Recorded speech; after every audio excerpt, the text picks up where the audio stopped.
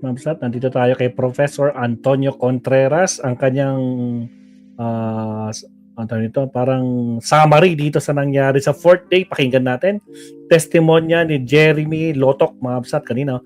Ito na, pakinggan natin. Pasok, Professor. First ko sa Facebook at magandang gabi po sa atin lahat. Andito po tayo sa Usapang Politika live para sa mga friends ko sa Facebook at para naman doon sa mga followers ko sa Facebook at mga subscriber ko sa YouTube. Syempre, Team Replay. Bagamat pati yung mga mga friends ko sa Facebook, syempre ngayon ay parang Team Replay na rin kasi naghintay kayo ng matagal. Well, sinabi ko na po sa inyo kanina na nag-anunsyo ako na i-delay natin ang ating Usapang Politika pag natapos na po ang trial sa impeachment ni Sara Duterte sa Senado at napakahaba, 6 na oras.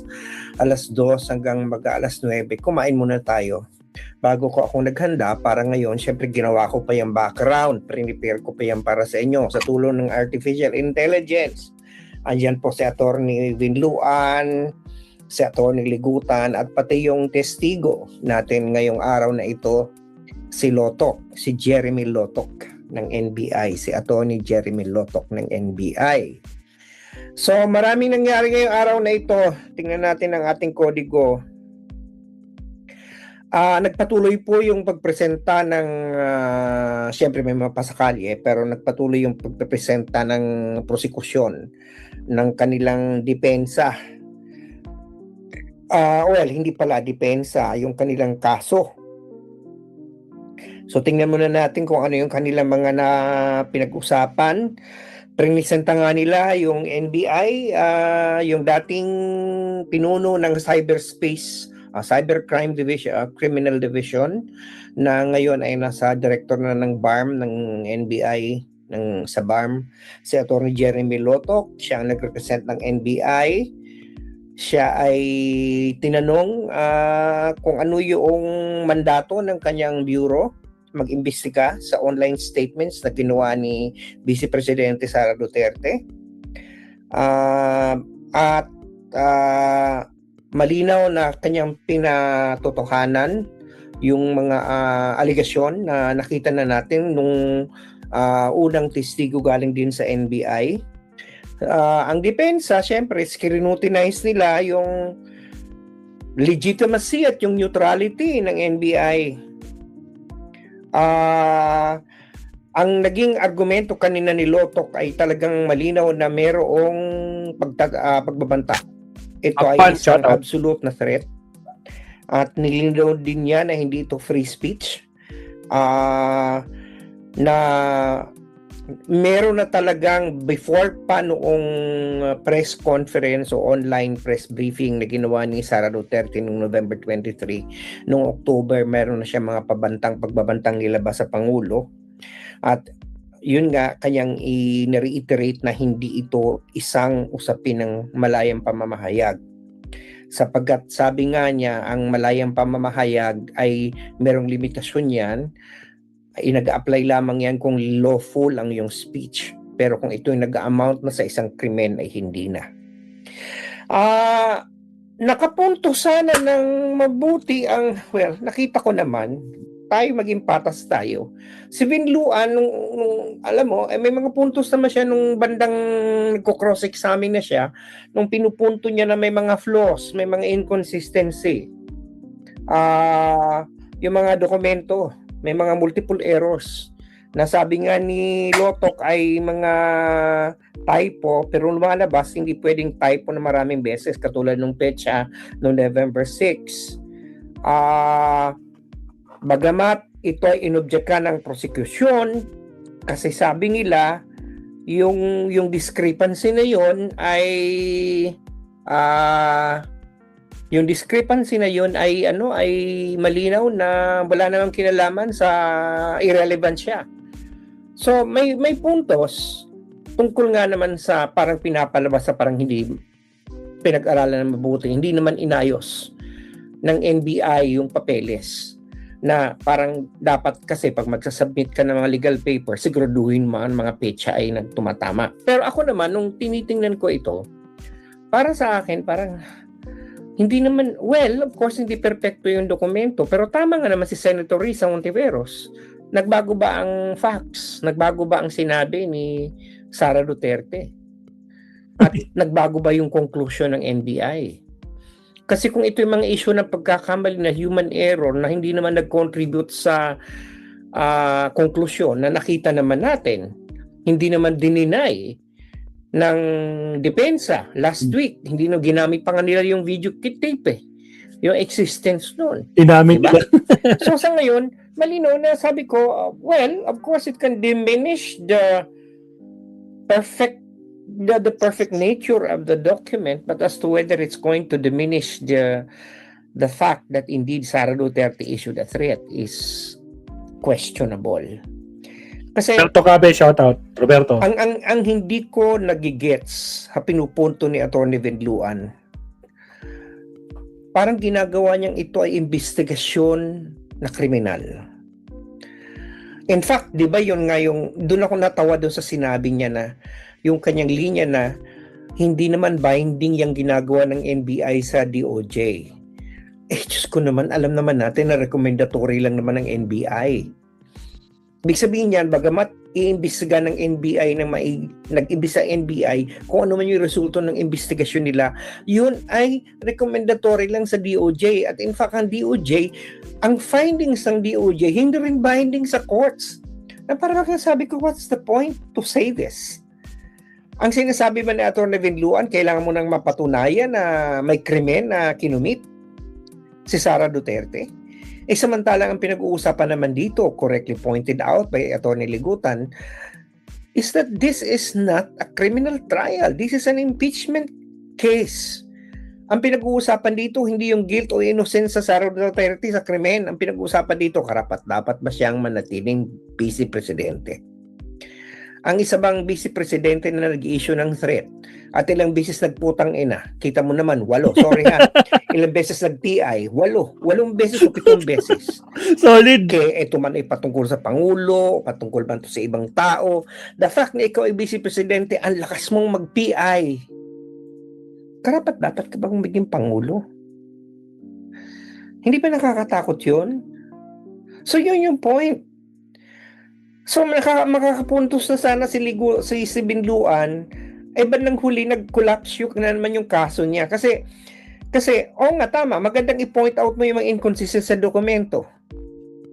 Pero yung bumalik ka doon sa ground na para bagang criminal prosecution ito na hindi naman yun, kundi impeachment case ito, parang doon ako, parang sabi ko, may problema. Talagang doon makikita ang pinagkaiba ng season na abogado sa hindi season na abogado. Hindi ba?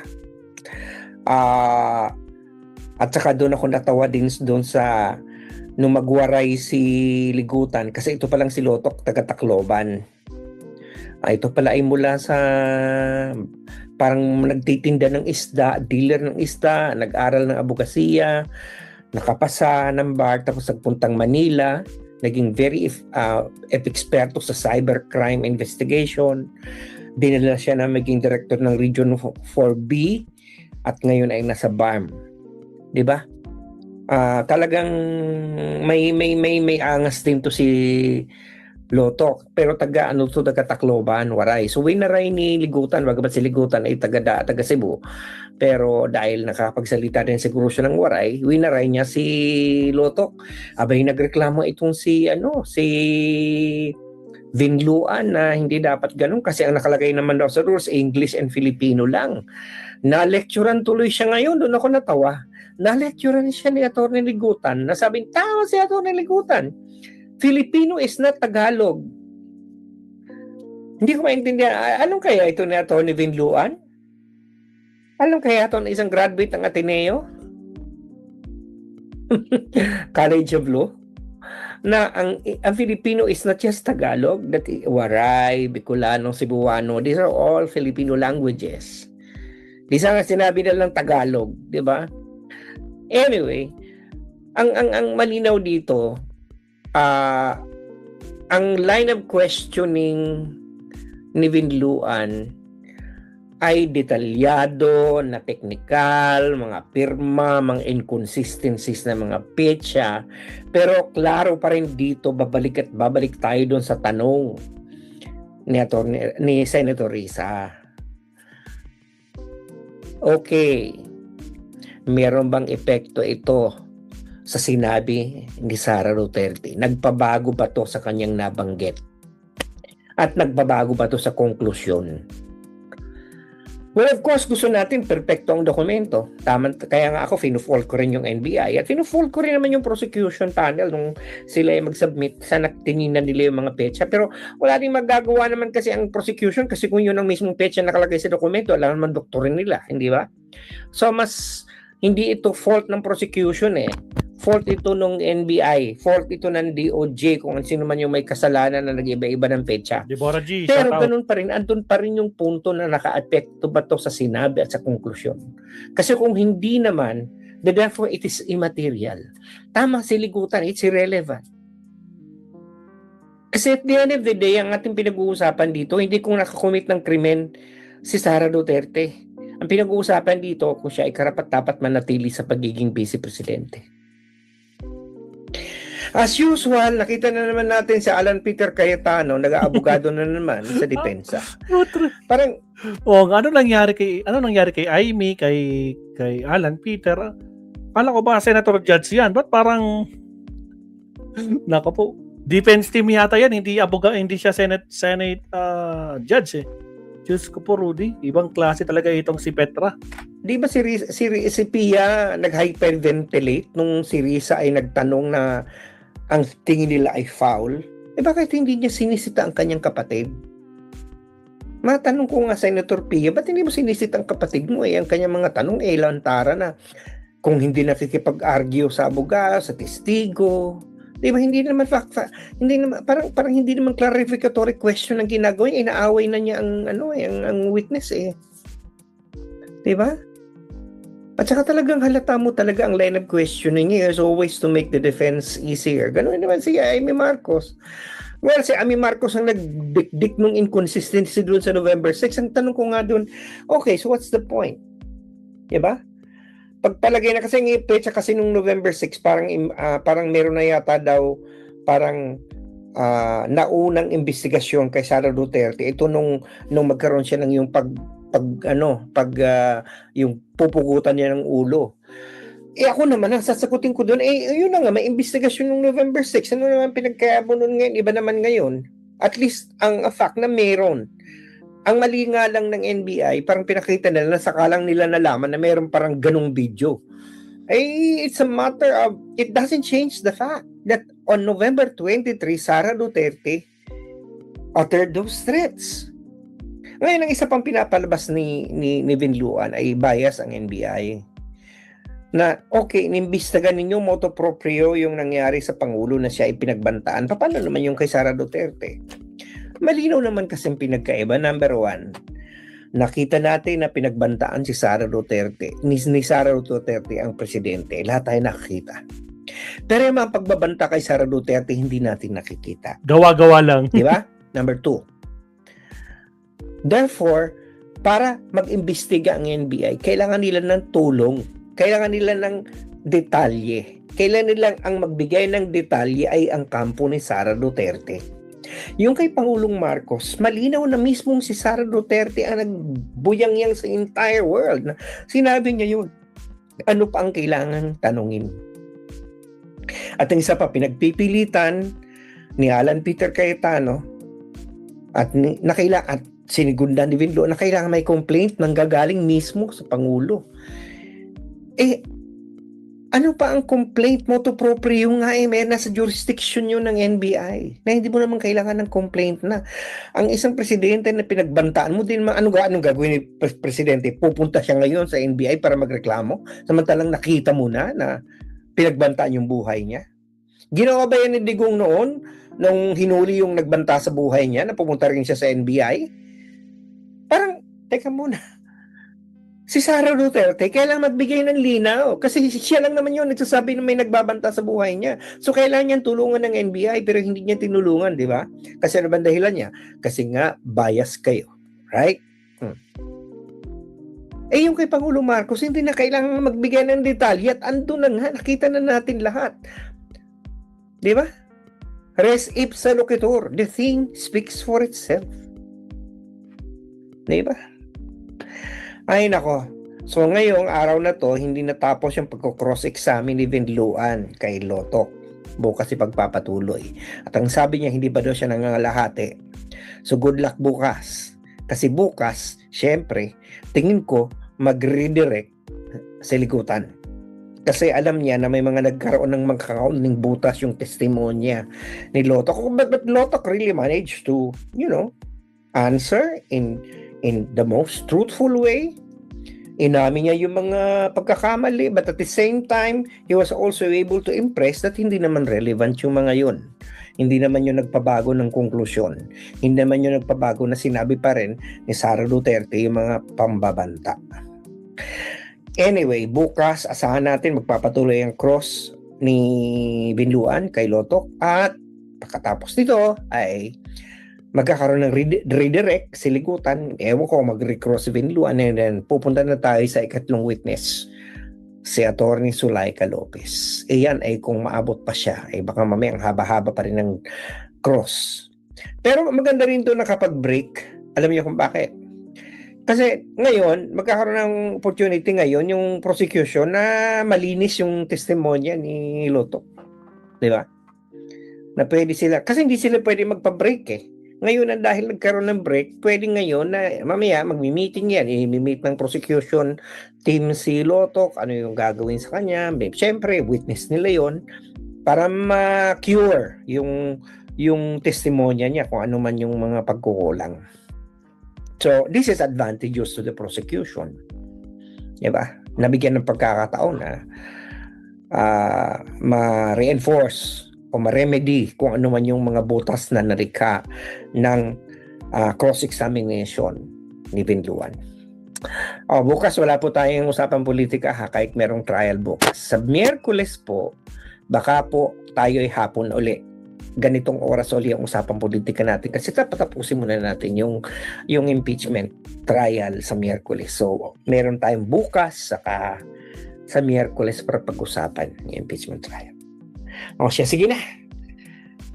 Sana nakapagturo ko sa inyong kaisipan na plus ko yung mga puso at napabago akong pananaw sa buhay, lalong-lalo sa usapang politikal. Dahil sabi sa akin ng Lasal, teach mind, touch heart, and transform lives. At sana napagsilba ko sa bayan dahil sabi sa akin ng UP naming mahal, serve the people. Okay, sa Miyerkules po, ganitong oras ulit tayo. Tapusin muna natin yung kung ano man yung hearing sa Miyerkules at bukas meron din trial. So tingnan para mas marami tayong pag-uusapan. Siguro sa Biyernes try natin sa Biyernes wag impeachment pag-usapan natin. Pero ganoon talaga eh. Ito yung mainit-init na kailang pag-usapan eh. Okay, so sige na. Laging sinasabi, UP naming mahal. Animo Lasal, magandang gabi, magandang umaga, magandang tanghali, magandang hapon. Nasa man kayo sa mundo, lalong-lalo sa mga team replay. Pasensya na po at medyo late tayo ngayon, pero may dahilan para mas marami tayong pagkwentuhan. Ingat po tayo lagi. Talk to you Wednesday. Ay, copy natin. Salamat, Professor Antonio Contreras. Alright, so ayun mga kapsat, yung mga updates, no? Puntahan naman natin ngayon si Attorney Claire. I think naka-live ata si Attorney Claire, mga kapsat. Dalawin natin siya. Bisitahin natin yan. Countdown tayo. Again, shoutout sa mga bagong pasok. Nilda Arceo, Naomi Chin, Emily Basog, Deborah G. Shoutout sa inyo. At syempre, huwag kalimutan mag-like and subscribe. Countdown tayo. Here we go.